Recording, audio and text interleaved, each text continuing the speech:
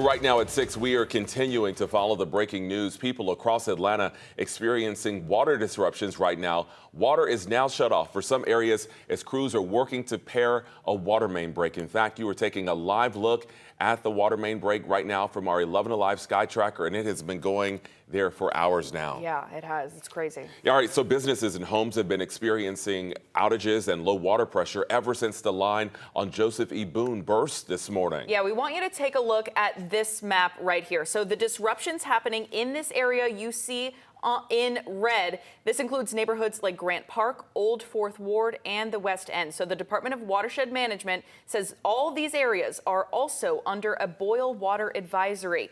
This has essentially shut down a lot of parts of downtown. You are looking at a list of facilities that were forced to either close or adjust their services today. City Hall and Fulton County government buildings closed. The Georgia Aquarium, Zoo Atlanta, National Center for Civil and Human Rights, they all turned away visitors. And Grady Hospital had to cancel all elective procedures.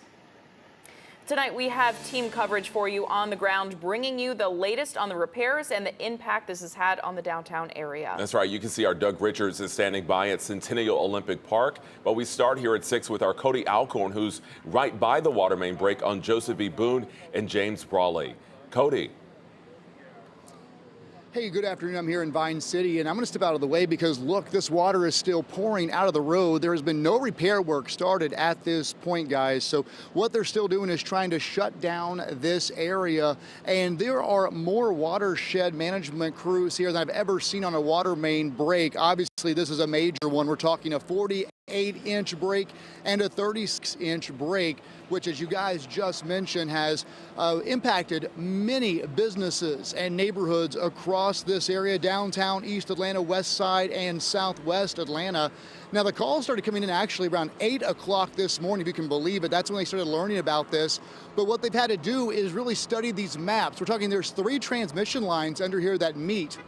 So what they've done, they started studying these maps. They've got their crews assembled. They sent some crews home in case they need them overnight, because this is not going to be a simple fix. It's a very unique situation they're undergoing here. They were supposed to start around 5 o'clock with getting these repairs going, but again, you can still see water gushing out of the middle of this road here. And I'll tell you, there are a couple of kids even out here playing in the water on the other end of this, kind of taking advantage of this flooded roadway. Obviously, we do not suggest you come out and do that.